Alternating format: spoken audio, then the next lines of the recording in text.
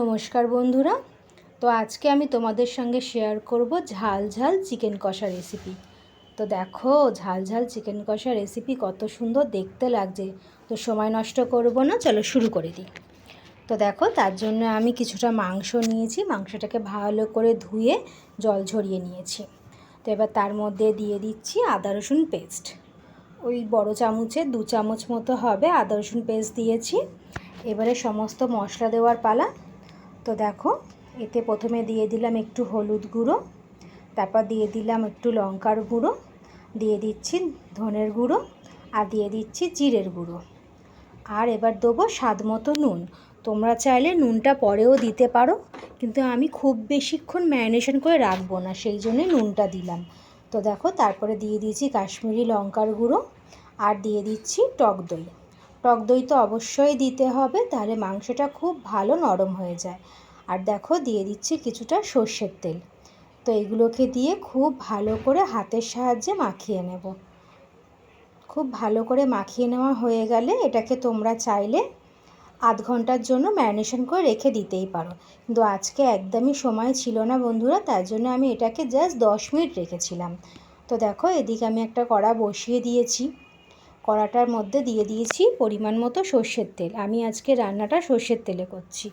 তো দেখো সর্ষের তেলের মধ্যে দিয়ে দিয়েছি একটা তেজপাতা আর একটু গোটা গরম মশলা। তার মধ্যে ছিল দারচিনি, লবঙ্গ আর এলাচ।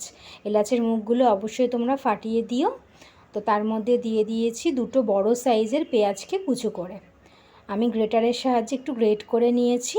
এবার দেখো পেঁয়াজটা হালকা যেই লাল হয়েছে, আমি তার মধ্যে দিয়ে দিচ্ছি ছোটো চামচের 1 চামচ আদা রসুন পেস্ট। যেহেতু মাংসের মধ্যেও আমি আদা রসুন পেস্ট ব্যবহার করেছি, সেহেতু এখানে একটু পরিমাণটা কম দিলাম।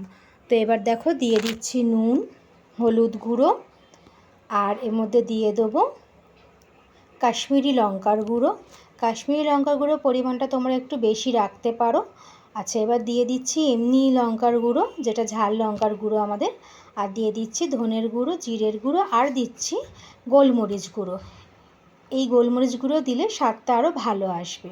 তো দেখো এবার দিয়ে দিচ্ছি একটু চিনি, দিয়ে ভালো করে দেখো মশলাটা আমি পেঁয়াজের সাথে মিশিয়ে নেব। দেখো মশলাটা তো কষানো হচ্ছে, দেখো তেলও ছাড়তে শুরু হয়ে গেছে। এবারে দিয়ে দিচ্ছি একটা বড় সাইজের টমেটোকে আমি পেস্ট করে রেখেছিলাম, সেটাও দিয়ে দিলাম। দিয়ে ভালো করে নাড়াচাড়া করব। টমেটোর কাঁচা গন্ধ যাওয়া পর্যন্ত আমাদের কষিয়ে যেতে হবে। তো খুব সুন্দর করে কষানো চলছে। এবার আমি একটু চাপা দিয়ে দিচ্ছি, যাতে এই টমেটোটা ভালো মতো কষানো হয়ে যায়। আর দেখো তেল কত সুন্দর ভেসে উঠেছে। তো আবারও এবার হালকা হাতে একটু নাড়াচাড়া করে দিচ্ছি। তো আমাদের মশলা কষানো কমপ্লিট। এবার আমি দিয়ে দিচ্ছি চিকেনটা, যে চিকেনটা ম্যারিনেশন করে রেখে দিয়েছিলাম। ওই যে বললাম না খুব বেশিক্ষণ আমি আজকে রাখতে পারিনি, আজকে ছুটির দিন ছিল আমার, তো টাইমও খুব শর্ট ছিল, তাই তাড়াহুড়ো করে অনেকগুলো রান্না করতে হয়েছিল। তো দেখো মাংসটাকে আমি ভালো করে এবার এই মশলার সঙ্গে কষিয়ে নেব।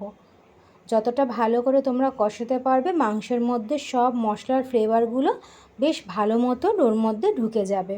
তো দেখো একটু করে চাপা দিয়ে আবারও একটু চাপা খুলে নাড়াচাড়া করে নিচ্ছি। আর এই সময় কিন্তু আমি আঁচটা একদম ধিমে আঁচে রেখেছিলাম। এই ধিমে আঁচে রাখার ফলে মাংসের যে জলটা বেরোবে না, ওই জলের মধ্যেই পুরো মাংসটা সেদ্ধ হয়ে যাবে।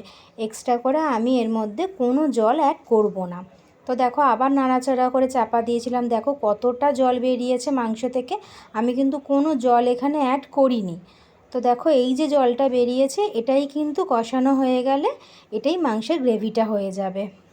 তো দেখো আবারও নাড়াচাড়া করে দেখে নিচ্ছি, এর মধ্যে কিন্তু মাংস অলরেডি গলে গেছে। এমনিই চিকেন খুব তাড়াতাড়ি গলে যায়। তো দেখো রান্নাটা প্রায় কিন্তু হয়ে এসেছে। এর মধ্যে দিয়ে দিচ্ছি গরম মশলা গুঁড়ো। একটু ভালো করে গরম মশলা গুঁড়োটা দিয়ে দেবে, মানে বেশি পরিমাণে, ভালো করে বলে ফেলেছি। তো দিয়ে এবার আমি গ্যাসের ফ্লেমটা অফ করে চাপা দেবো। তো দেখো আমি পরিবেশন করে ফেলেছি। তো কেমন লাগলো আমার আজকের এই রেসিপি ঝাল ঝাল চিকেন কষা? তোমরা বাড়িতে বানিও আর আমাকে অবশ্যই কমেন্ট করে জানিও তোমাদের কেমন লেগেছে। তো আমার যারা নতুন বন্ধুরা এই রেসিপিটা দেখলে তারা অবশ্যই আমার চ্যানেলটাকে লাইক করো আর সাবস্ক্রাইব করো, কমেন্ট করো। তো আজকের মতো টাটা বন্ধুরা।